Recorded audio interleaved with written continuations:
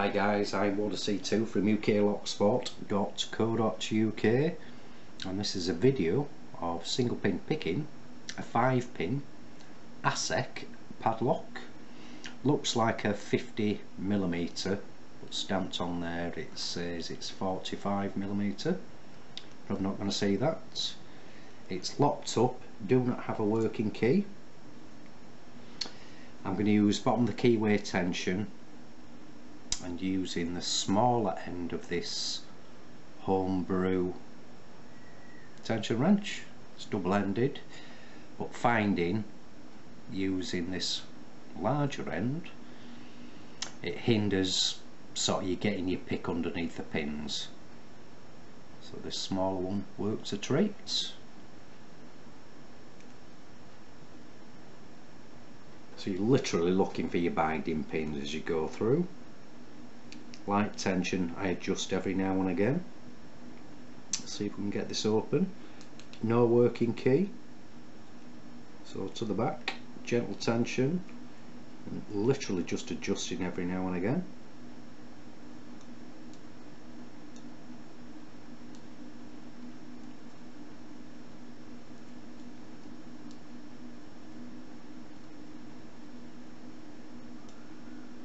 There you go. Picked open. It's one of the locks I actually got from work. I had to pick a lot of padlocks off lockers, or should I say about 20-21 locks, and this was one of them. I had an issue with this at first and literally sprayed a bit of GT85 into the keyway, and a lot of black gunk came running out, and the reason for that is because this and the other locks were situated in a large automotive training workshop, which is like a huge aircraft hangar, and it's full of cars with them being fired up all the time. Exhaust fumes get into the padlocks, so hence the reason I think the gunk was in there. So that's the ASEC 5-pin